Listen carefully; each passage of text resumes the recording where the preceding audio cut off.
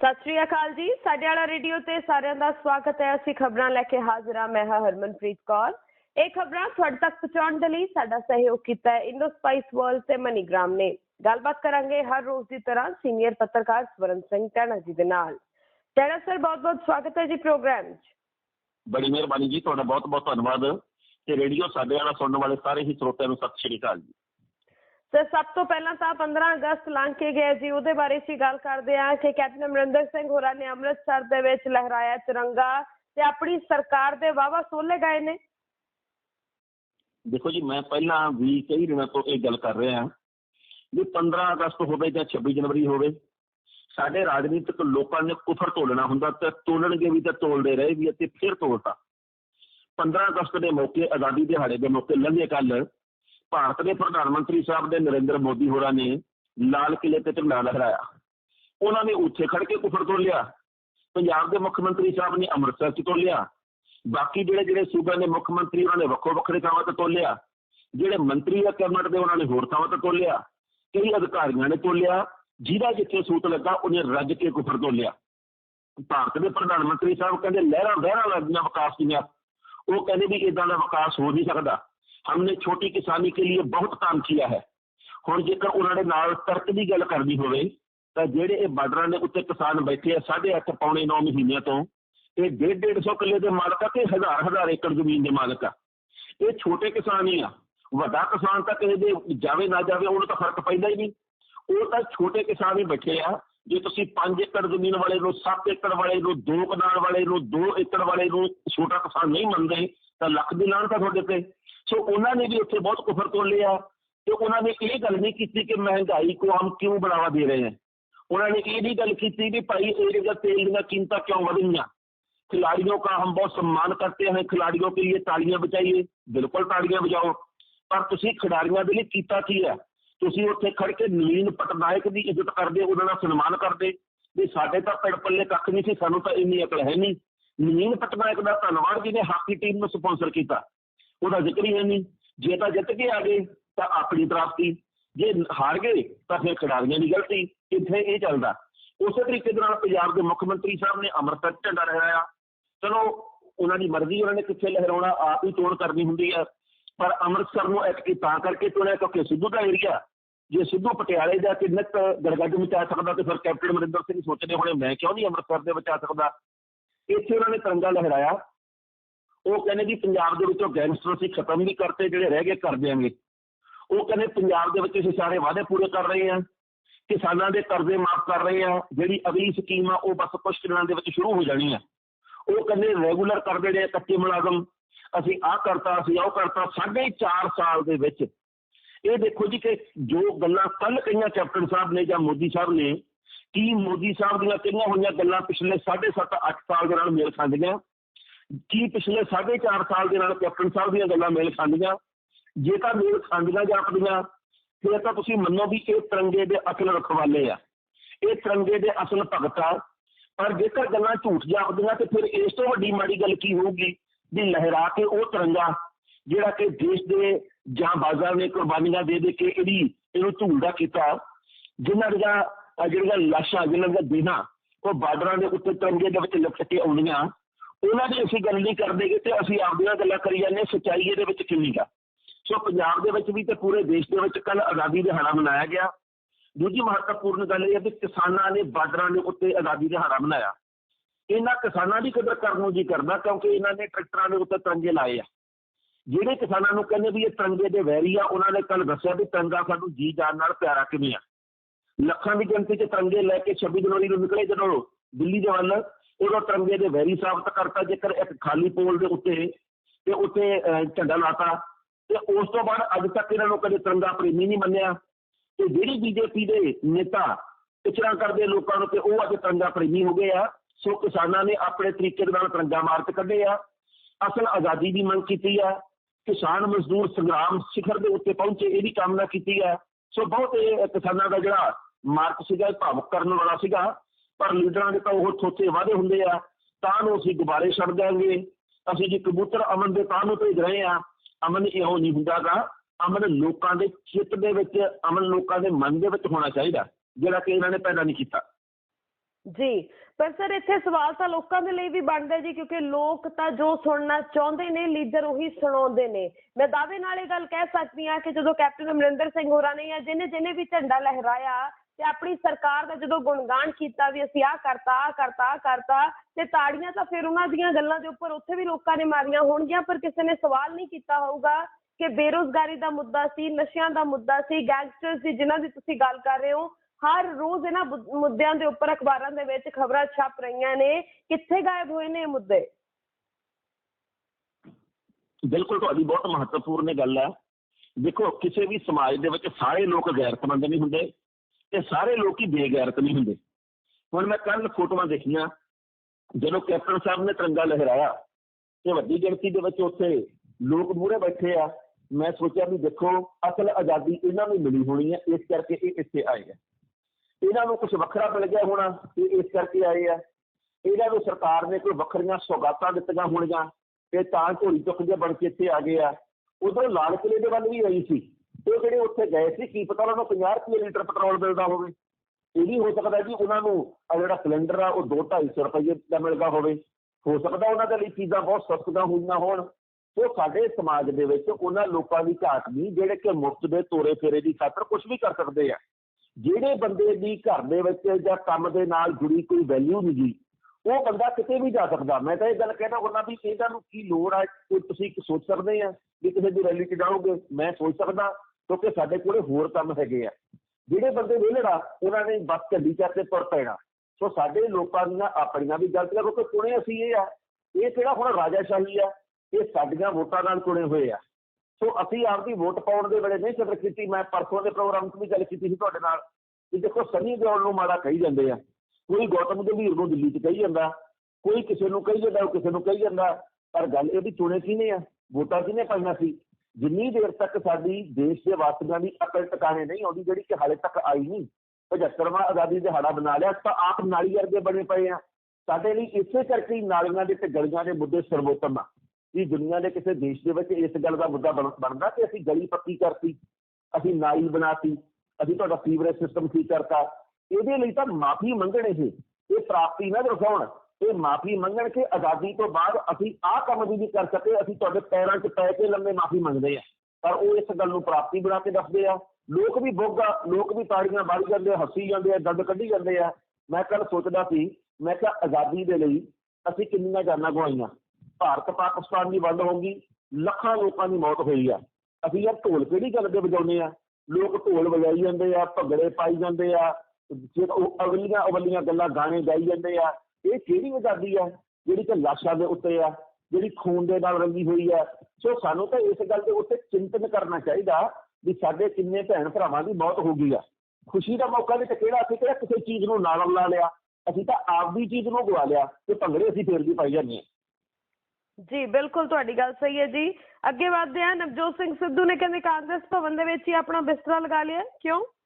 ਦੇਖੋ, ਨਵਜੋਤ ਸਿੰਘ ਸਿੱਧੂ ਨੇ ਜਿਸ ਦਿਨ ਤਾਜਪੋਸ਼ੀ ਹੋਈ ਸੀਗੀ ਉਸ ਦਿਨ ਮੰਚ ਤੋਂ ਤਕਰੀਰ ਕਰਦਿਆਂ ਗੱਲ ਕਹੀ ਸੀ ਕਿ 15 ਅਗਸਤ ਤੋਂ ਮੇਰਾ ਬਿਸਤਰਾ ਕਾਂਗਰਸ ਭਵਨ ਦੇ ਵਿੱਚ ਲੱਗਿਆ ਕਰੂਗਾ ਚੰਡੀਗੜ੍ਹ ਦੇ ਵਿੱਚ। ਉਹਨਾਂ ਨੇ ਹੁਣ ਬਿਸਤਰੇ ਦੇ ਉੱਤੇ ਸੌਣਾ ਜਾਂ ਬਹਿਣਾ ਜਾਂ ਨਹੀਂ ਬਹਿਣਾ ਇਹ ਤਾਂ ਵਕਤ ਦੱਸੂਗਾ, ਸਾਨੂੰ ਨਹੀਂ ਪਤਾ ਇਹਦੇ ਬਾਰੇ। ਪਰ ਉਹਨਾਂ ਦਾ ਕੱਲ੍ਹ ਕਿਉਂਕਿ 15 ਅਗਸਤ ਦਾ ਵਾਅਦਾ ਸੀ, ਇਸ ਕਰਕੇ ਨਵਾਂ ਬਿਸਤਰਾ ਉਹਨਾਂ ਦੇ ਲਈ ਉੱਥੇ ਪਹੁੰਚ ਗਿਆ, ਲੱਗ ਗਿਆ। ਬੈੱਡ ਨਵਾਂ, ਗੱਦਾ ਨਵਾਂ, ਚਾਦਰ ਨਵੀਂ, ਸਰਾਣਾ ਨਵਾਂ, ਸਾਰਾ ਕੁਛ ਨਵਾਂ ਉੱਥੇ ਪਹੁੰਚ ਗਿਆ। ਸੋ ਵਾਅਦੇ ਮੁਤਾਬਕ ਤਾਂ ਸਿੱਧੂ ਸਾਹਿਬ ਨੂੰ ਉੱਥੇ ਰਹਿਣਾ ਚਾਹੀਦਾ, ਜਿਵੇਂ ਕਿ ਉਹਨਾਂ ਨੇ ਕਿਹਾ ਸੀ। ਹੋ ਸਕਦਾ ਉਹ ਰਹਿਣ ਵੀ, ਹੋ ਸਕਦਾ ਉਹ ਚੰਡੀਗੜ੍ਹ ਦੇ ਵਿੱਚ ਹੋਰ ਘਰ 'ਚ ਰਹਿਣ, ਕੁਛ ਕਹਿ ਨਹੀਂ ਸਕਦੇ। ਪਰ ਵਿਰੋਧੀ ਕਹਿੰਦੇ ਵੀ ਜਿਹੜਾ ਤੁਹਾਡਾ ਬਿਸਤਰਾ ਇਹੀ ਗੋਲ ਕਰ ਦੇਣਾ, ਤੁਸੀਂ ਦੇਖਿਓ ਤੁਹਾਡਾ ਬਣਨਾ ਕੁਛ ਨਹੀਂ ਗਾ। ਨਵਜੋਤ ਸਿੱਧੂ ਨੇ ਪ੍ਰਧਾਨਗੀ ਸੰਭਾਲਣ ਵਾਲੇ ਦਿਨ ਇਹ ਵੀ ਗੱਲ ਕਹੀ ਸੀ ਕਿ ਸਾਰੇ ਮੰਤਰੀਆਂ ਨੂੰ ਚਾਹੀਦਾ ਵੀ 3-3 ਘੰਟੇ ਦੇ ਲਈ ਉੱਥੇ ਕਾਂਗਰਸ ਭਵਨ ਦੇ ਵਿੱਚ ਜ਼ਰੂਰ ਪਹੁੰਚਿਆ ਕਰਨ। ਆਪਾਂ ਵਿਚਾਰਾ ਕਰਕੇ ਪੰਜਾਬ ਕਾਂਗਰਸ ਨੂੰ ਮਜ਼ਬੂਤ ਕਰਨਾ, ਸੂਬੇ ਦੇ ਵਿੱਚ ਦੁਬਾਰਾ ਕਾਂਗਰਸ ਦੀ ਸਰਕਾਰ ਆਵੇ, ਇਹਦੇ ਲਈ ਮਿਹਨਤ ਕਰਨੀ ਆ। ਉਹਨਾਂ ਨੇ ਆਹ ਗੱਲਾਂ ਕਹੀਆਂ ਸੀ।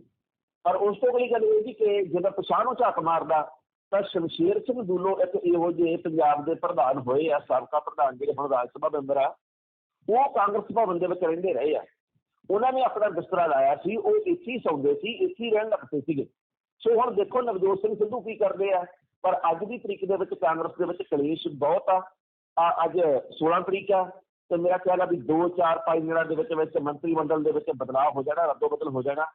ਉਹ ਰੱਦੋ ਬਦਲ ਦੇ ਮੱਦੇਨਜ਼ਰ ਬਹੁਤ ਨਤੀਜੇ ਸਾਹਮਣੇ ਆਉਣਗੇ ਖਤਰਨਾਕ, ਵੀ ਸਿੱਧੂ ਧੜਾ ਟੁੱਟਦਾ ਜਾਂ ਕੈਪਟਨ ਛੇਮਾ ਟੁੱਟਦਾ, ਤੇ ਟੁੱਟਣਾ ਇੱਕ ਧੜੇ ਨੇ ਜ਼ਰੂਰ ਆ। ਸੋ ਨਵਜੋਤ ਸਿੰਘ ਸਿੱਧੂ ਨੇ ਕੱਲ੍ਹ ਵੀ ਜਦੋਂ ਬਿਆਨ ਦਿੱਤਾ, ਉਹ ਕਹਿੰਦੇ ਜੀ ਕਿ ਮੈਂ, ਤੁਸੀਂ ਦੇਖਿਓ ਵੀ ਇੱਕ 6 ਫੁੱਟ ਤੇ 4 ਇੰਚ ਦੇ ਬੰਦੇ ਨੂੰ ਟੰਗ ਕੇ ਛੱਡੂੰਗਾ। ਮੈਂ ਜੀ ਸੁਖਬੀਰ ਬਾਦਲ ਦੇ ਜਿਹੜੇ ਹੋਟਲ ਆ, ਸੁਖ ਵਿਲਾਸ ਹੋਟਲ ਤੇ ਹੋਰ ਹੋਟਲ, ਇਹਦੇ ਵਿੱਚ ਸਰਕਾਰੀ ਸਕੂਲ ਖੋਲ੍ਹ ਦੇਣੇ ਆ। ਇੱਦਾਂ ਇਹ ਗੱਲਾਂ ਸੰਭਵ ਨਹੀਂ ਹੈਗੀਆਂ। ਤੁਸੀਂ ਕਿਸੇ ਦੀ ਜਾਇਦਾਦ, ਮੰਨ ਲਓ ਤੁਹਾਡੇ ਘਰ ਦੀ ਰਜਿਸਟਰੀ ਤੁਹਾਡੇ ਕੋਲ ਆ, ਤੇ ਮੈਂ ਉਹਦੇ ਵਿੱਚ ਜੇ ਭਾਵੇਂ ਇੱਥੇ MC ਬਣ ਜਾ ਤੇ ਭਾਵੇਂ MLA ਬਣ ਜਾ, ਮੈਂ ਤੁਹਾਡੇ ਘਰ ਦੇ ਵਿੱਚ ਕਿਵੇਂ ਸਕੂਲ ਖੋਲ੍ਹ ਦੂੰਗਾ ਜਾਂ ਡਿਸਪੈਂਸਰੀ ਖੋਲ੍ਹ ਦੂੰਗਾ। ਸਿੱਧੂ ਸਾਹਿਬ ਨੂੰ ਉਹ ਗੱਲ ਕਰਨੀ ਚਾਹੀਦੀ ਹੈ ਜਿਹੜੀ ਪੋਸੀਬਲ ਹੈ, ਜਿਹੜੀ ਸੰਭਵ ਹੋ ਸਕਦੀ ਹੈ। ਪਰ ਲੋਕਾਂ ਨੂੰ ਇਹ ਗੱਲਾਂ ਚੰਗੀਆਂ ਲੱਗਦੀਆਂ। ਤੁਸੀਂ ਦੇਖੋ ਵੀ ਜਿਹੜੇ ਗਾਣਿਆਂ ਦੇ ਵਿੱਚ ਖਿੱਚ ਧੂ ਹੋਵੇ, ਗਾਲਾਂ ਕੱਢੀਆਂ ਹੋਣ, ਠੋਕ ਦਿਆਂਗੇ, ਚੱਕ ਕੇ ਰੱਖ ਦਿਆਂਗੇ, ਟੰਗ ਦਿਆਂਗੇ, ਉਹ ਗਾਣੇ ਲੋਕਾਂ ਨੂੰ ਬਹੁਤ ਚੰਗੇ ਲੱਗਦੇ ਆ। ਲੀਡਰਾਂ ਦੇ ਬਿਆਨ ਵੀ ਉਹ ਚੰਗੇ ਲੱਗਦੇ ਆ, ਮੈਂ ਐਂ ਕਰ ਦੂੰ, ਆਹ ਕਰ ਦੂੰ, ਉਹ ਕਰ ਦੂੰ, ਤੇ ਲੋਕ ਕਹਿੰਦੇ ਵਾਹ ਬਈ ਇਹ ਕੱਢੂ ਚਿਬ। ਹੁਣ ਕੈਪਟਨ ਅਮਰਿੰਦਰ ਸਿੰਘ 2 ਵਾਰੀ ਮੁੱਖ ਮੰਤਰੀ ਖੂੰਡਾ ਖੜਕਾਉਣ ਦੇ ਨਾਂ ਵੀ ਬਣ ਗਏ। ਮੈਂ ਖੂੰਡੇ ਨਾਲ ਲੰਮੇ ਪਾ ਲੂੰ, ਮੈਂ ਘੜੀਸੂ ਬਹੁਤ, ਮੈਂ ਚੱਕ ਕੇ ਸਿੱਖਾਂ ਪਿੱਛੇ ਸੁੱਟ ਦੂੰ, ਮੈਂ ਇਹਨਾਂ ਦੇ ਪਜਾਮਿਆਂ ਦੇ ਵਿੱਚ ਚੂਹੇ ਛੱਡੂੰ। ਉਹ ਆਹ ਗੱਲਾਂ ਕਰਕੇ ਜਿੱਤ ਜਾਂਦੇ ਸੀ, ਤੇ ਹੁਣ ਸਿੱਧੂ ਸਾਹਿਬ ਵੀ ਥੋੜ੍ਹੇ ਜਿਹੇ ਪਿੱਛੇ ਬਿਆਨ ਦਿੰਦੇ ਆ ਤਾਂ ਜੋ ਲੋਕਾਂ ਨੂੰ ਚੰਗੇ ਲੱਗਣਗੇ। ਜੀ ਬਿਲਕੁਲ। ਪਰ ਸਰ, ਜੋ ਕੁਝ ਵੀ ਨਵਜੋਤ ਸਿੰਘ ਸਿੱਧੂ ਕਹਿ ਰਹੇ ਨੇ ਕਿ ਉਹਦੇ ਨਾਲ ਮਸਲੇ ਜਿਹੜੇ ਉਹ ਹੱਲ ਹੋਣਗੇ, ਕਿਉਂਕਿ ਜਦੋਂ ਤੱਕ ਉਹ ਪ੍ਰਧਾਨ ਨਹੀਂ ਸੀ ਬਣੇ ਉਸ ਤੋਂ ਪਹਿਲਾਂ ਤਾਂ ਟਵੀਟ ਵੀ ਬਹੁਤ ਹੁੰਦੇ ਸੀ, ਮੁੱਦੇ ਚੁੱਕੇ ਜਾਂਦੇ ਸੀ ਬਹੁਤ ਸਾਰੇ, ਪਰ ਹੁਣ ਸਿਰਫ ਤੇ ਸਿਰਫ ਗੱਲਾਂ ਹੀ ਨਜ਼ਰ ਆ ਰਹੀਆਂ ਨੇ। ਪ੍ਰਧਾਨ ਬਣਿਆ ਨੂੰ ਵੀ ਕਾਫੀ ਦਿਨ ਹੋ ਗਏ ਨੇ। ਕੀ ਮਸਲੇ ਪੰਜਾਬ ਦੇ ਹੱਲ ਕਰਨਗੇ ਉਹ? ਦੇਖੋ, ਮਸਲੇ ਹੱਲ ਹੋ ਜਾਣ ਇਹਦੀ ਤਾਂ ਅਸੀਂ ਕਾਮਨਾ ਕਰਦੇ ਹਾਂ। ਅਸੀਂ ਵੀ ਤਾਂ ਉਸੇ ਪੰਜਾਬ ਦੇ ਵਾਸੀ ਹਾਂ, ਸਾਨੂੰ ਵੀ ਉਹਦੀ ਚਿੰਤਾ। ਉਹ ਤਾਂ ਚਲੋ VIP ਸਹੂਲਤਾਂ ਵਾਲੇ ਬੰਦੇ ਆ, ਆਪਾਂ ਤਾਂ ਉਹੋ ਜਿਹੇ ਵੀ ਨਹੀਂ ਗੇ। ਆਪਣੇ ਵਰਗੇ ਲੋਕ ਬਹੁਤ ਸਾਰੇ ਆ, ਲੱਖਾਂ ਕਰੋੜਾਂ ਦੀ ਗਿਣਤੀ 'ਚ। ਸੋ ਲੋਕ ਚਾਹੁੰਦੇ ਆ ਜੀ ਕਿ ਸਾਰੇ ਮਸਲੇ ਹੱਲ ਹੋ ਜਾਣ, ਪਰ ਹੋਣਗੇ ਕਿਵੇਂ, ਲੋਕਾਂ ਦੇ ਮਨ ਦੇ ਵਿੱਚ ਸਵਾਲ ਵੀ ਆਉਂਦਾ। ਹੁਣ ਸਿੱਧੂ ਸਾਹਿਬ ਨੇ ਗੱਲ ਕਰੀ ਸ਼ੁਰੂ ਕੀਤੀ ਹੈ ਤਾਂ ਜਦੋਂ ਮੇਰੇ ਹੱਥ 'ਚ ਪਾਵਰ ਆ ਗਈ। ਪਾਵਰ ਤਾਂ ਸਿੱਧੂ ਸਾਹਿਬ ਦੇ ਹੱਥ ਦੇ ਵਿੱਚ ਉਦੋਂ ਵੀ ਸੀ ਜਦੋਂ ਸਥਾਨਕ ਸਰਕਾਰਾਂ ਮਹਿਕਮੇ ਦੇ ਮੰਤਰੀ ਸੀ। ਸੋ ਜੇ ਕੰਮ ਕਰਨਾ ਤੇ ਆਪਾਂ ਨੂੰ ਉਦੋਂ ਤੋਂ ਭਰੋਸਾ ਬਣਾਉਣਾ ਚਾਹੀਦਾ ਸੀ। ਪਾਵਰ ਬਿਜਲੀ ਮਹਿਕਮਾ ਆ ਜਾਂਦਾ ਤਾਂ ਵੀ ਆ ਜਾਂਦੀ। ਸੋ ਪਾਵਰ ਤਾਂ ਹੁਣ ਵੀ ਇੱਕ ਵਿਧਾਇਕ ਆ। ਕਈ ਲੋਕ ਪੰਜਾਬ ਦੇ ਵਿੱਚ ਇਹੋ ਜਿਹੇ ਵੀ ਕੰਮ ਕਰਦੇ ਆ। ਹੁਣ ਜਿਵੇਂ ਗੁਰਪ੍ਰੀਤ ਸਿੰਘ ਜਿਹੜਾ ਉਹ ਮਨੁੱਖਤਾ ਦੀ ਸੇਵਾ ਵਾਲਾ, ਉਹ MLA ਥੋੜ੍ਹੀ ਆ, ਉਹ ਆਪਣੇ ਪੱਧਰ ਤੇ ਬਹੁਤ ਵਧੀਆ ਕੰਮ ਕਰਦੇ ਆ। ਤੇ ਸਿੱਧੂ ਸਾਹਿਬ MLA ਤਾਂ ਹੁਣ ਵੀ ਹੈਗੇ ਆ, ਪੰਜਾਬ ਕਾਂਗਰਸ ਪਾਰਟੀ ਦੇ ਪ੍ਰਧਾਨ ਵੀ ਆ। ਉਹਨਾਂ ਨੂੰ ਹੁਣ ਕੰਮ ਕਰਕੇ ਦਿਖਾਉਣੇ ਚਾਹੀਦੇ। ਮੈਨੂੰ ਇੱਕ ਗੱਲ ਵਧੀਆ ਲੱਗੀ, ਰਾਘਵ ਚੱਡਾ ਨੇ ਚਿੱਠੀ ਲਿਖੀ ਹੈ ਸਿੱਧੂ ਨੂੰ। ਉਹਦੇ 'ਚ ਲਿਖਿਆ ਜੀ ਤੁਸੀਂ ਇਕੱਲੇ ਮੁੱਦੇ ਨਾ ਚੁੱਕੋ, ਮੁੱਦੇ ਚੁੱਕਣਾ ਵਿਰੋਧੀ ਪਾਰਟੀ ਦਾ ਕੰਮ ਹੁੰਦਾ, ਤੁਸੀਂ ਸੱਤਾਧਾਰੀ ਧਿਰ ਦੇ ਨੇਤਾ, ਤੁਸੀਂ ਹਰਪਾਲ ਸਿੰਘ ਚੀਮਾ ਨਾ ਬਣੋ। ਤੁਸੀਂ ਤਾਂ ਕਾਂਗਰਸ ਪਾਰਟੀ ਦੇ ਪ੍ਰਧਾਨ ਆ, ਸਾਬਕਾ ਮੰਤਰੀ ਆ, ਵਰਤਮਾਨ ਸਰਕਾਰ ਦੇ ਵਿਧਾਇਕ ਆ। ਸੋ ਤੁਹਾਨੂੰ ਕੰਮ ਕਰਕੇ ਦਿਖਾਉਣਾ ਚਾਹੀਦਾ। ਜੀ ਬਿਲਕੁਲ ਸਹੀ। ਉਧਰ ਇੱਕ ਦੂਸਰੇ ਦੇ ਖਿਲਾਫ ਬਿਆਨਬਾਜ਼ੀਆਂ ਵੀ ਲਗਾਤਾਰ ਹੋ ਰਹੀਆਂ ਨੇ। ਇੱਕ ਪਾਸੇ ਤਾਂ ਸਿੱਧੂ ਸਾਹਿਬ ਨੇ ਜਿਹੜੀ ਗੱਲ ਕਹੀ ਉਹਦਾ ਜ਼ਿਕਰ ਆਪਾਂ ਕਰ ਹੀ ਚੁੱਕੇ ਹਾਂ, ਪਰ ਦੂਸਰੇ ਬੰਨੇ ਮਜੀਠੀਆ ਹੋਰਾਂ ਦਾ ਵੀ ਇੱਕ ਬਿਆਨ ਸਾਹਮਣੇ ਆਇਆ। ਉਹ ਕਹਿੰਦੇ ਕਿ ਸਿੱਧੂ ਤਾਂ ਰਾਧੇ ਮਾਂ ਦਾ ਚਿੱਲ ਹੈ। ਦੇਖੋ, ਵਿਕਰਮ ਸਿੰਘ ਮਜੀਠੀਆ ਹੋਰੀ ਦੇ ਕਿਉਂ ਪਿੱਛੇ ਹਟਣਗੇ? ਜੇਕਰ ਸਿੱਧੂ ਹੋਰੀ ਕਹਿੰਦੇ ਆ ਮੈਂ ਟੰਗ ਦੇਣਾ, ਮੈਂ ਆਹ ਕਰ ਦੇਣਾ, ਤੇ ਫਿਰ ਮਜੀਠੀਆ ਹੋਰੀ ਵੀ ਉੱਦਾਂ ਕਰੀ ਜਾਂਦੇ ਆ। ਮਜੀਠੀਆ ਕਹਿੰਦੇ ਵੀ 3 ਰੁਪਏ ਯੂਨਿਟ ਬਿਜਲੀ ਦੇਵਾਂਗੇ ਅਗਲੀ ਵਾਰ ਜਦੋਂ ਮੌਕਾ ਮਿਲ ਗਿਆ। ਉਦੋਂ ਕਿਵੇਂ ਦੇਣਗੇ? ਹੁਣ ਵੀ ਦੇ ਦੇਣ, ਹੁਣ ਵੀ ਤਾਂ ਸਰਕਾਰ ਇਹਨਾਂ ਦੀ ਆ। ਇਹ ਝੂਠਾ ਬੰਦਾ ਮਜੀਠੀਆ ਨੇ ਕਿਹਾ। ਉਹ ਕਹਿੰਦੇ ਵੀ ਇਸ ਬੰਦੇ ਦਾ ਕੋਈ ਯਕੀਨ ਨਾ ਕਰਿਓ। ਇਹ ਆਸਾਰਾਮ ਦੇ ਕੋਲੇ ਜਾਂਦਾ ਸੀ, ਕਹਿੰਦਾ ਸੀ ਇਹ ਮੇਰਾ ਬਾਪੂ। ਰਾਧੇ ਮਾਂ ਦੇ ਕੋਲੇ ਜਾਂਦਾ ਤੇ ਇਹ ਕਹਿੰਦਾ ਜੀ ਕਿ ਮੇਰੀ ਮਾਂ। ਸੋ ਇਹਨੇ ਕਦੇ ਮੁੰਨੀ ਬਦਨਾਮ ਹੋਈ ਗਾਣੇ ਵਰਗੀ ਕਿਹਾ ਸੀ ਸੋਨੀਆ ਗਾਂਧੀ ਨੂੰ, ਤੇ ਅੱਜ ਸੋਨੀਆ ਗਾਂਧੀ ਮਾਂ। ਤੇ ਇਸ ਕਰਕੇ ਇਸ ਬੰਦੇ ਦੇ ਉੱਤੇ ਯਕੀਨ ਨਾ ਕਰੋ। ਦੇਖੋ, ਇੱਕ ਵੇਲਾ ਉਹ ਸੀ ਜਦੋਂ ਸੋਸ਼ਲ ਮੀਡੀਆ ਨਹੀਂ ਸੀ ਕਾਰਗਰ, ਜਦੋਂ ਇਹ ਨਹੀਂ ਸੀ ਹੋਣ ਦੇ ਵਿੱਚ ਆਇਆ, ਉਦੋਂ ਅਖਬਾਰ ਦੇ ਵਿੱਚ ਬਿਆਨ ਦਿੱਤਾ ਨਾ ਦਿੱਤਾ, ਕਿਤੇ ਬੋਲੇ ਨਾ ਬੋਲੇ, ਕਿਹੜਾ ਪਤਾ ਲੱਗਦਾ ਸੀ। ਅੱਜ ਤੁਸੀਂ ਕੁਛ ਵੀ ਬੋਲੇ ਹੋ, ਉਹ ਕਈ ਦਹਾਕਿਆਂ ਤੱਕ ਨਹੀਂ ਹੋ ਸਕਦਾ, ਇੱਕ ਸਦੀ ਤੱਕ ਵੀ ਤਿਆਰ ਰਵੇ ਨੈੱਟ ਦੇ ਉੱਤੇ। ਤੁਹਾਡੀ ਚੀਜ਼ ਕੱਢ ਕੇ ਉਦੋਂ ਹੀ ਦੇਖੀ ਜਾ ਸਕਦੀ। ਲੋਕ ਤੁਲਨਾ ਕਰਕੇ ਵਹਿੰਦੇ ਆ ਕਿ ਪਹਿਲਾਂ ਇਹਨੇ ਕੀ ਕਿਹਾ ਸੀ, ਅੱਜ ਇਹਨੇ ਕੀ ਕਿਹਾ। ਸੋ ਇਸ ਕਰਕੇ ਜੋ ਸਿੱਧੂ ਨੇ ਅਤੀਤ ਦੇ ਵਿੱਚ ਬਿਆਨ ਦਿੱਤੇ ਆ, ਪ੍ਰਧਾਨ ਮੰਤਰੀ ਦੀ ਹਾਜ਼ਰੀ ਦੇ ਵਿੱਚ ਉਹਨਾਂ ਸ਼ੇਰਾਂ ਦੇ ਨਾਲ ਸਿਫਤ ਉਹਨਾਂ ਦੀ, ਤੇ ਸੋਨੀਆ ਗਾਂਧੀ ਦੀ ਹਾਜ਼ਰੀ ਦੇ ਵਿੱਚ ਉਹਨਾਂ ਸ਼ੇਰਾਂ ਦੇ ਨਾਲ ਸਿਫਤ ਉਹਨਾਂ ਦੀ। ਸੋ ਇਹ ਸਾਰੀਆਂ ਗੱਲਾਂ ਸਵਾਲਨੁਮਾ, ਤੇ ਵਿਕਰਮ ਮਜੀਠੀਆ ਨੇ ਇਹਦੇ ਆਧਾਰ ਦੇ ਉੱਤੇ ਸਵਾਲ ਖੜੇ ਕੀਤੇ ਆ। ਜੀ ਤੇ ਸਰ, ਵੈਸੇ ਜੋ ਕੁਝ ਵੀ ਚੱਲ ਰਿਹਾ ਹੈ, ਸਭ ਕੁਝ ਨੂੰ ਜੇ ਧਿਆਨ ਨਾਲ ਵੇਖੀਏ ਤਾਂ ਪੰਜਾਬ ਦਾ ਰਾਜਨੀਤਿਕ ਦ੍ਰਿਸ਼ ਕਾਫੀ ਜ਼ਿਆਦਾ ਭੰਬਲ ਭੁੱਸੇ ਵਾਲਾ ਬਣਿਆ ਹੋਇਆ ਜੀ। ਦੇਖੋ, ਆਮ ਆਦਮੀ ਪਾਰਟੀ ਹੈ ਜਿਹੜੀ, ਉਹਦੇ ਵੱਲੋਂ CM ਦਾ ਚਿਹਰਾ ਐਲਾਨਿਆ ਨਹੀਂ ਗਿਆ। ਹਾਲਾਂਕਿ ਹੁਣ ਐਲਾਨ ਦੇਣਾ ਚਾਹੀਦਾ, ਪਰ ਆਪ ਵਾਲੇ ਵੀ ਜਾਣਦੇ ਵੀ ਜਿਸ ਦਿਨ ਐਲਾਨ ਤਾਂ ਤੇ ਉਸ ਦਿਨ ਖਿਲਾਰੇ ਵੱਧ ਪੈ ਜਾਣੇ ਆ। ਇਸ ਕਰਕੇ ਉਹ ਵੀ ਹਾਲੇ ਤੱਕ ਦਲ ਵਾਟੇ ਜ਼ਮਾਨਾ ਕੱਟ ਉਹ ਗੱਲ ਬਣੀ ਪਈ ਹੈ। ਭਗਵੰਤ ਮਾਨ ਹੋਰਾਂ ਨੂੰ ਆਸ ਹੈ ਜੀ ਕਿ ਸੀਐਮ ਦਾ ਚਿਹਰਾ ਮੈਨੂੰ ਐਲਾਨਣਗੇ। ਉਹਨਾਂ ਦੇ ਪ੍ਰਸ਼ੰਸਕ ਵੀ ਇਹੀ ਗੱਲ ਕਹਿੰਦੇ ਆ। ਪਰ ਕਦੇ ਖਬਰ ਆਉਂਦੀ ਹੈ ਬਲਵੀਰ ਸਿੰਘ ਰਾਜੇਵਾਲ ਨੂੰ ਐਲਾਨਿਆ ਜਾਣਾ, ਕਦੇ ਖਬਰ ਆਉਂਦੀ ਹੈ ਸਰਦਾਰਾ ਸਿੰਘ ਜੌਹਲ ਨੂੰ ਐਲਾਨਿਆ ਜਾਣਾ, ਕਦੇ ਕਿਸੇ ਦੀ ਕਦੇ ਕਿਸੇ ਦੀ ਕਦੇ ਕਿਸੇ ਦੀ ਇੱਦਾਂ ਦੀ ਖਬਰ ਆਉਂਦੀ ਰਹਿੰਦੀ ਹੈ। ਦੂਜੀ ਗੱਲ ਇਹ ਵੀ ਆਮ ਆਦਮੀ ਪਾਰਟੀ ਨੇ ਜਦੋਂ ਤੱਕ ਸੀਐਮ ਦਾ ਚਿਹਰਾ ਨਹੀਂ ਐਲਾਨਿਆ ਤੇ ਇਹਨਾਂ ਦੇ ਵਿੱਚ ਵੀ ਭੰਨ ਟੁੱਟ ਵਾਲੀ ਉਦੋਂ ਤੱਕ ਖਬਰ ਨਹੀਂ ਆਉਣੀ, ਪਰ ਜਿਸ ਦਿਨ ਐਲਾਨ ਤਾਂ ਭੰਨ ਟੁੱਟ ਦੀਆਂ ਖਬਰਾਂ ਇੱਧਰੋਂ ਵੀ ਆਉਣੀਆਂ। ਕਾਂਗਰਸ ਪਾਰਟੀ ਹੈ ਜਿਹੜੀ ਉਹ ਦੋ ਹਿੱਸਿਆਂ 'ਚ ਵੰਡੀ ਹੋਈ ਹੈ, ਨੰਗੀ ਚੱਟੀ ਸਾਰੀ ਗੱਲ ਹੈ। ਕੈਪਟਨ ਅਮਰਿੰਦਰ ਸਿੰਘ ਨੂੰ ਸੀਐਮ ਦਾ ਚਿਹਰਾ ਬਣਾਉਣਾ ਨਹੀਂ ਇਹ ਪ੍ਰਤੀਤ ਹੁੰਦਾ, ਸਿੱਧੂ ਨੂੰ ਮੂਹਰੇ ਲਾਉਣਗੇ, ਉਹ ਕੈਪਟਨ ਕਿਵੇਂ ਬਰਦਾਸ਼ਤ ਕਰੂ। ਉਧਰੋਂ ਸੁਖਬੀਰ ਸਿੰਘ ਬਾਦਲ ਹੋਰਾਂ ਨੇ ਗੱਠਜੋੜ ਕੀਤਾ ਹੈਗਾ ਬਸਪਾ ਦੇ ਨਾਲ। ਬਸਪਾ ਦੀ ਆਪਦੀ ਵੋਟ ਬੈਂਕ ਬਹੁਤ ਘਟੀ ਹੋਈ ਹੈ। ਲੋਕ ਹੁਣ ਉਹ ਨਹੀਂ ਜਿਹੜੇ ਕਿ ਪਹਿਲਾਂ ਸੀ ਵੀ ਭਾਈ ਅਸੀਂ ਦਲਿਤ ਭਾਈਚਾਰੇ ਦੇ ਵਿੱਚ ਆ ਤੇ ਅਸੀਂ ਹਾਥੀ ਤੇ ਮੋਹਰ ਲਾਉਣੀ ਆ, ਉਹ ਵੀ ਭਾਈਚਾਰਾ ਹੁਣ ਪੜ੍ਹਿਆ ਲਿਖਿਆ, ਉਹਨਾਂ ਨੇ ਜਿੱਥੇ ਵੋਟ ਪਾਉਣੀ ਆ ਉਹਨਾਂ ਦੇ ਮਨ ਦੀ ਮੌਜ ਆ, ਉਹਨਾਂ ਦੀ ਆਪਣੀ ਨਿੱਜੀ ਮਰਜ਼ੀ ਹੈ। ਹੁਣ ਗੱਲ ਕਰ ਲਓ ਢੀਂਡਸਾ ਗਰੁੱਪ ਦੀ, ਸੰਯੁਕਤ ਅਕਾਲੀ ਦਲ ਦੀ, ਉਹਨਾਂ ਨੇ ਭੀਮ ਆਰਮੀ ਦੇ ਨਾਲ ਗੱਠਜੋੜ ਕਰ ਲਿਆ। ਚੰਦਰ ਸ਼ੇਖਰ ਜਿਹੜੀ ਟੀਮ ਹੈਗੀ ਆ ਯੂਪੀ ਵਾਲੀ, ਉਹਦਾ ਪੰਜਾਬ ਦੇ ਵਿੱਚ ਵਜੂਦ ਕੋਈ ਨਹੀਂ ਗਾ। ਉਧਰ ਜਿਹੜੇ ਖਹਿਰੇ ਹੋ ਰਹੀ ਚੁੱਪ ਕਰਕੇ ਕੈਪਟਨ ਦੇ ਪਾਲੇ ਦੇ ਵਿੱਚ ਆ। ਤੀਜਾ ਚੌਥਾ ਪੰਜਵਾਂ ਸੱਤਵਾਂ ਮੋਰਚਾ ਜਿਹੜਾ ਉਹਦਾ ਵਜੂਦ ਕੋਈ ਨਹੀਂ ਪੰਜਾਬ ਦੇ ਵਿੱਚ।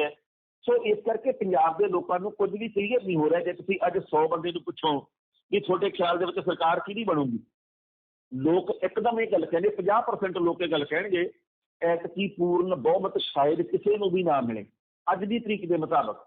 ਕੱਲ੍ਹ ਨੂੰ ਕੋਈ ਚਮਤਕਾਰ ਹੋ ਜੇ ਕੁਝ ਕਹਿ ਨਹੀਂ ਸਕਦੇ। ਲੋਕ ਇਹ ਗੱਲ ਕਹਿੰਦੇ ਵੀ ਕੁਝ ਕੁ ਸੀਟਾਂ ਕਾਂਗਰਸ ਲੈ ਜੂਗੀ, ਕੁਝ ਅਕਾਲੀ ਦਲ ਲੈ ਜੂ, ਕੁਝ ਆਮ ਆਦਮੀ ਪਾਰਟੀ ਲੈ ਜੂ। ਸ਼ਾਇਦ ਪੰਜਾਬ ਦੇ ਵਿੱਚ ਪੂਰਨ ਬਹੁਮਤ ਦੀ ਸਰਕਾਰ ਨਾ ਹੀ ਬਣੀ। ਜੇ ਹੁਣ 57-58 ਸੀਟਾਂ ਕੋਈ ਨਹੀਂ ਲਿਜਾਂਦੀ ਪਾਰਟੀ ਤਾਂ ਫਿਰ ਬਹੁਮਤ ਹੋਣਾ ਵੀ ਕਿਵੇਂ ਆ। ਸੋ ਗੱਲ ਇਹ ਜੀ ਕਿ ਆਉਂਦੇ ਸਮੇਂ ਦੇ ਵਿੱਚ ਪੰਜਾਬ ਦਾ ਰਾਜਨੀਤਿਕ ਦ੍ਰਿਸ਼ ਕਲੀਅਰ ਹੋਣ ਤੇ ਸਮਾਂ ਲੱਗਣਾ, ਕਿਉਂਕਿ ਪੰਜਾਬ ਦੇ ਵਿੱਚ ਹਾਲੇ ਕੁਝ ਵੀ ਨਹੀਂ ਕਲੀਅਰ, ਇਕੱਲੇ ਮੁੱਦੇ ਆ।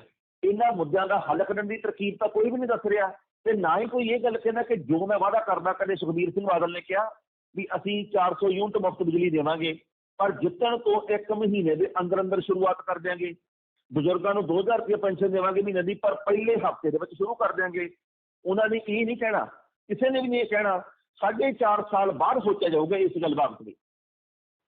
ਜੀ ਬਿਲਕੁਲ ਸਹੀ ਸਰ। ਸਮੇਂ-ਸਮੇਂ ਤੇ ਗਾਇਕਾਂ ਨਾਲ ਜੁੜੀਆਂ ਹੋਈਆਂ ਬਹੁਤ ਸਾਰੀਆਂ ਖਬਰਾਂ ਸਾਹਮਣੇ ਆਉਂਦੀਆਂ ਨੇ, ਕੁਝ ਕੁ ਚੰਗੀਆਂ ਹੁੰਦੀਆਂ ਨੇ, ਕੁਝ ਕੁ ਮੰਦੀਆਂ ਹੁੰਦੀਆਂ ਨੇ, ਕੁਝ ਕੁ ਇਹੋ ਜਿਹੀਆਂ ਹੁੰਦੀਆਂ ਨੇ ਜਿਹੜੀ ਕਿ ਬਹੁਤ ਵੱਡੀ ਮਿਸਾਲ ਪੈਦਾ ਕਰ ਜਾਂਦੀਆਂ ਨੇ। ਇਸ ਵੇਲੇ ਜਿਹੜੀ ਖਬਰ ਰਾਜਵੀਰ ਜਵੰਦਾ ਹੋਰਾਂ ਦੇ ਨਾਲ ਜੁੜੀ ਹੋਈ ਸਾਹਮਣੇ ਆਈ ਹੈ, ਉਹਨੇ ਸਾਰਿਆਂ ਨੂੰ ਭਾਵੁਕ ਕਰਕੇ ਰੱਖ ਦਿੱਤਾ ਜੀ। ਹਾਂ ਬਿਲਕੁਲ, ਰਾਜਵੀਰ ਜਵੰਦਾ ਇੱਕ ਚੰਗਾ ਗਾਇਕ, ਇਹਦੇ ਵਿੱਚ ਕੋਈ ਦੋ ਰਾਇਆ ਨਹੀਂ। ਨਵੇਂ ਪੂਰ ਦੇ ਕੁਝ ਕੁ ਕਲਾਕਾਰ ਜਿਹੜੇ ਕਿ ਸਫਲ ਵੀ ਆ, ਪਰ ਉਹਨਾਂ ਨੇ ਚੰਗਾ ਵੀ ਗਾਇਆ। ਉਹਨਾਂ ਦੇ ਵਿੱਚੋਂ ਇੱਕ ਰਾਜਵੀਰ ਜਵੰਦਾ, ਉਹਦੇ ਕਿਸੇ ਗਾਣੇ ਦੇ ਉੱਤੇ ਕਿੰਤੂ ਨਹੀਂ ਹੋ ਸਕਦੀ ਅੱਜ ਤੱਕ। ਉਹ ਚੰਗਾ ਪੜ੍ਹਿਆ ਲਿਖਿਆ ਮੁੰਡਾ, ਪੁਲਿਸ ਵਿਭਾਗ 'ਚ ਨੌਕਰੀ ਕਰਦਾ ਸੀ, ਹੁਣੇ ਉਹਨੇ ਨੌਕਰੀ ਛੱਡੀ ਆ ਤੇ ਉਹਦਾ ਗਾਇਕੀ ਦੇ ਵਿੱਚ ਸੋਹਣਾ ਕੰਮ ਚੱਲਦਾ। 2-3 ਦਿਨ ਪਹਿਲਾਂ ਦੀ ਗੱਲ ਆ, ਮੈਂ ਉਹਨਾਂ ਦੇ ਨਾਲ ਫੋਨ ਤੇ ਗੱਲਬਾਤ ਕੀਤੀ, ਇੰਟਰਵਿਊ ਕੀਤੀ, ਮੇਰੀ ਗੱਲ ਹੋਈ ਤੇ ਦੁਪਹਿਰੇ ਖਬਰ ਆ ਗਈ ਜੀ ਕਿ ਉਹਨਾਂ ਦੇ ਪਿਤਾ ਜੀ ਦੀ ਮੌਤ ਹੋ ਗਈ ਆ। ਤੇ ਚੇਤਾ ਵੀ ਨਹੀਂ ਸੀ ਕਿ ਇੱਦਾਂ ਦਾ ਕੁਝ ਹੋ ਜਾਊਗਾ। ਤੇ ਜਿਸ ਵੇਲੇ ਪਿਤਾ ਜੀ ਦੀ ਮੌਤ ਹੋਈ ਹੈ ਤੇ ਉਸ ਵੇਲੇ ਰਾਜਵੀਰ ਜਵੰਦਾ ਸਿੰਘੂ ਬਾਰਡਰ ਦੇ ਉੱਤੇ ਖੜ ਕੇ ਤੇ ਗੀਤ ਪੇਸ਼ ਕਰ ਰਿਹਾ, ਨੌਜਵਾਨਾਂ ਨੂੰ ਮੋਟੀਵੇਟ ਕਰ ਰਿਹਾ ਵੀ ਤੁਸੀਂ ਵੱਧ ਤੋਂ ਵੱਧ ਇੱਥੇ ਪਹੁੰਚੋ। ਨੌਜਵਾਨਾਂ ਨੂੰ ਇਹ ਗੱਲ ਕਹਿ ਰਿਹਾ ਵੀ ਘਰਾਂ ਦੇ ਵਿੱਚ ਨਾ ਬੈਠੇ ਰਹੋ, ਇੱਥੇ ਲੜਾਈ ਆ ਹਕੂਮਤ ਦੇ ਨਾਲ ਲੜਨ ਵਾਲੀ, ਇੱਥੇ ਛੇਤੀ ਪਹੁੰਚੋ, ਵੱਡੀ ਗਿਣਤੀ 'ਚ ਪਹੁੰਚੋ। ਉਤਸ਼ਾਹ ਭਰ ਰਿਹਾ, ਨਾਲ ਕਮਰ ਗਰੇਵਾਲ ਵੀ, ਹਰਪ੍ਰੀਤ ਚੀਮਾ ਵੀ ਆ। ਅਚਾਨਕ ਫੋਨ ਆਉਂਦਾ ਕਿਸੇ ਦਾ ਸਟੇਜ ਦੇ ਉੱਤੇ ਹੀ, ਤੇ ਫਿਰ ਰਾਜਵੀਰ ਜਵੰਦਾ ਆਪਣੀ ਗੱਲ ਪੂਰੀ ਕਰਕੇ ਤੇ ਉੱਥੋਂ ਚਲਾ ਜਾਂਦਾ। ਉਹ ਤਾਂ ਕਮਰ ਗਰੇਵਾਲ ਨੇ ਬਾਅਦ ਦੇ ਵਿੱਚ ਮਾਈਕ ਸੰਭਾਲਿਆ ਤੇ ਉਹਨੇ ਦੱਸਿਆ ਜੀ ਕਿ ਰਾਜਵੀਰ ਜਵੰਦੇ ਦੇ ਪਿਤਾ ਦੀ ਮੌਤ ਹੋ ਗਈ ਹੈ ਤੇ ਉਹ ਇਸ ਕਰਕੇ ਦੇਖੋ ਇਹ ਕਲਾਕਾਰ ਦੀ ਜ਼ਿੰਦਗੀ ਆ। ਮੈਂ ਪਿਛਲੇ ਦਿਨੀ ਕਰਮਜੀਤ ਅਨਮੋਲ ਨਾਲ ਗੱਲ ਕੀਤੀ, ਉਹ ਕਹਿੰਦੇ ਜੀ ਕਲਾਕਾਰ ਦੀ ਜ਼ਿੰਦਗੀ ਕੀ ਹੁੰਦੀ ਆ। ਮੈਂ ਇੱਕ ਵਾਰੀ ਕੈਨੇਡਾ ਸ਼ੋਅ ਤੇ ਗਿਆ ਤੇ ਮੈਂ ਸਟੇਜ ਦੇ ਉੱਤੇ ਖੜ ਕੇ ਤੇ ਪ੍ਰੋਗਰਾਮ ਕਰਨਾ ਤੇ ਇੱਧਰ ਮੇਰੀ ਪੰਜਾਬ ਦੇ ਵਿੱਚ ਮਾਤਾ ਦੀ ਮੌਤ ਹੋ ਗਈ। ਉਧਰ ਮੈਂ ਲੋਕਾਂ ਨੂੰ ਹਸਾ ਰਿਹਾ, ਪ੍ਰੋਗਰਾਮ ਤੋਂ ਬਾਅਦ ਦੱਸਿਆ ਲੋਕਾਂ ਨੂੰ ਵੀ ਭਾਈ ਮਾਤਾ ਦੀ ਮੌਤ ਹੋ ਗਈ ਆ। ਤੇ ਇੱਦਾਂ ਸਾਡੀ ਕਲਾਕਾਰਾਂ ਦੀ ਜ਼ਿੰਦਗੀ ਆ। ਸੋ ਰਾਜਵੀਰ ਜਵੰਦੇ ਵਰਗੇ ਨੌਜਵਾਨ ਜਿਹੜੇ ਕਿ ਏਡੇ ਸਿਰੜੀ ਆ, ਉਹਨਾਂ ਨੂੰ ਸਲਾਮ ਕਰਨੀ ਬਣਦੀ ਹੈ। ਉਹਦੇ ਬਾਪੂ ਜੀ ਆ ਜਿਹੜੇ, ਮੈਂ ਸਮਝ ਸਕਦਾ ਉਹਨਾਂ ਦੇ ਮਨ ਦੀ ਪੀੜ ਕੀ ਹੋਊਗੀ ਵੀ ਦੇਖੋ ਇੱਕ ਪਾਸੇ ਆਪਦਾ ਪ੍ਰੋਗਰਾਮ ਵੀ ਬੰਦ ਨਾ ਕਰਨਾ, ਨੌਜਵਾਨੀ ਨੂੰ ਉਤਸ਼ਾਹਿਤ ਕਰਨਾ, ਤੇ ਇੱਧਰ ਪਿਤਾ ਜੀ ਦੀ ਲਾਸ਼ ਪਈ ਆ ਘਰ ਦੇ ਵਿੱਚ। ਸੋ ਜਵੰਦੇ ਵਰਗੇ ਨੌਜਵਾਨ ਸਾਰੇ ਹੋਣੇ ਚਾਹੀਦੇ ਆ, ਆਪਦੇ ਸਿਰੜ ਦੇ ਨਾਲ ਗੱਲ ਕਰਨੀ ਚਾਹੀਦੀ ਆ, ਆਪਣੀਆਂ ਪਰਿਵਾਰਕ ਜ਼ਿੰਮੇਵਾਰੀਆਂ ਨਿਭਾਉਣੀਆਂ ਚਾਹੀਦੀਆਂ ਤੇ ਇਨਕਲਾਬ ਦੀ ਗੱਲ ਵੀ ਕਰਨੀ ਚਾਹੀਦੀ ਆ। ਤੇ ਜਿਹੜੇ ਬਾਕੀ ਕਲਾਕਾਰ ਪਹਿਲਾਂ 2 ਘੰਟੇ ਭਲਵਾਨੀ ਗੇੜਾ ਕੱਢ ਕੇ ਜਾਂਦੇ ਹੁੰਦੇ ਸੀ, ਅੱਜ ਪਤਾ ਨਹੀਂ ਕਿੱਥੇ ਕੋਮਾ 'ਚ ਚਲੇ ਗਏ। ਹੈਗੇ ਤਾਂ ਮਿਲੀਅਨਾਂ ਫਾਲੋਅਰ ਵਾਲੇ ਆ, ਪਰ ਕਈ ਦੇ ਉਹਨਾਂ ਦੇ ਉੱਤੇ ਕੋਈ ਹਫ਼ਤੇ ਦੇ ਵਿੱਚ ਲਈ ਨਹੀਂ ਜਾਂਦਾ, ਤਾਂ 4 ਬੰਦੇ ਨਹੀਂ ਤੁਰਦੇਗੇ। ਇਹੋ ਜਿਹੇ ਫੋਲੋਅਰਾਂ ਤੋਂ ਕਰਨਾ ਕੀ, ਖੁੱਲੇ 'ਚ ਪਾਉਣੇ ਆ ਫੋਲੋਅਰ ਵੀ ਜਾਂ ਤਾਂ ਕਹੋ ਵੀ ਭਾਈ ਮੇਰੇ ਮਗਰ 50 ਲੱਖ ਦਾ ਕਾਫਲਾ, ਤੇ ਮੈਂ ਮਾੜਾ ਜਿਹਾ ਇਸ਼ਾਰਾ ਕੀਤਾ ਤੇ 20,000 ਨਾਲ ਦੀ ਨਾਲ ਬਾਰਡਰ ਤੇ ਪਹੁੰਚ ਗਿਆ।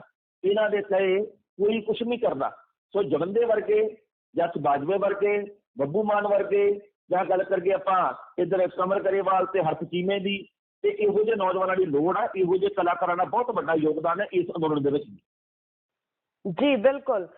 ਕੀ ਗੱਲ ਰਿਤੂ, ਹਲੇ ਪਿਛਲੇ ਹਫਤੇ ਤਾਂ ਗਰੋਸਰੀ ਲੈ ਕੇ ਆਈ ਸੀ, ਅੱਜ ਫੇਰ ਲੈਣ ਚੱਲੀ ਐ। ਉਹ ਕੀ ਦੱਸਾਂ, ਆਪਣਿਆਂ ਦਾ ਸਟੋਰ ਦੇ ਵਿੱਚ ਹੈ ਹੀ ਨਾ ਆਪਣਾਪਨ, ਬਾਰ-ਬਾਰ ਜਾਣ ਨੂੰ ਜੀ ਕਰਦਾ ਹੈ। ਆਪਣਿਆਂ ਦਾ ਸਟੋਰ? ਜੀ ਹਾਂ, ਆਪਣਿਆਂ ਦਾ ਸਟੋਰ ਇੰਡੋ ਸਪਾਈਸ ਵਰਲਡ। ਵਧੀਆ ਕਿਸਮ ਦੀ ਇੰਡੀਅਨ ਗਰੋਸਰੀ ਲੈਣੀ ਹੋਵੇ ਜਾਂ ਫਿਰ ਤਾਜ਼ੀਆਂ ਸਬਜ਼ੀਆਂ, ਉਹ ਵੀ ਕਿਫਾਇਤੀ ਦਾਮਾਂ 'ਚ, ਉਹ ਵੀ ਤੁਹਾਡੇ ਆਪਣੇ ਬਜਟ ਦੇ ਵਿੱਚ, ਤਾਂ ਇੱਕ ਨਾਮ ਯਾਦ ਰੱਖੋ, Indo spice world. Indo spice world, ਇੱਥੇ ਮਨੀਗ੍ਰਾਮ ਦੀਆਂ ਸੇਵਾਵਾਂ ਵੀ ਉਪਲਬਧ ਨੇ। ਇੰਡੋ ਸਪਾਈਸ ਵਰਲਡ, 12 ਪੁਈਨੂਈ ਰੋਡ, ਪਾਪਾ ਟੋਏ ਟੋਏ। Call Papa Toy Toy 09277 6007, Manoreva 092695541, Toranga 075711937.